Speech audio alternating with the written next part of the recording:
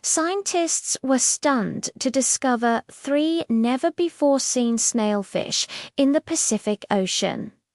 The new species, named the bumpy snailfish, was found swimming above the abyssal seafloor at a mind-boggling depth of 3,268 meters. To capture detailed observations of this unique species, scientists from the Monterey Bay Aquarium Research Institute and the State University of New York at Geneseo used MBARI's cutting-edge underwater technology. But what makes this discovery so significant? Well, for starters, it's a reminder that there's still so much we don't know about our planet's deep oceans.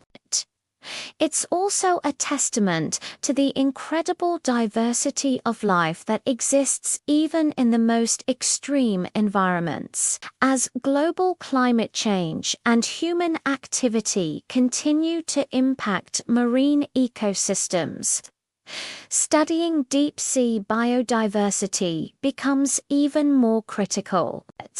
By shedding light on the animals that call the deep sea home, we can better understand the delicate balance of life in our oceans and the threats that it faces.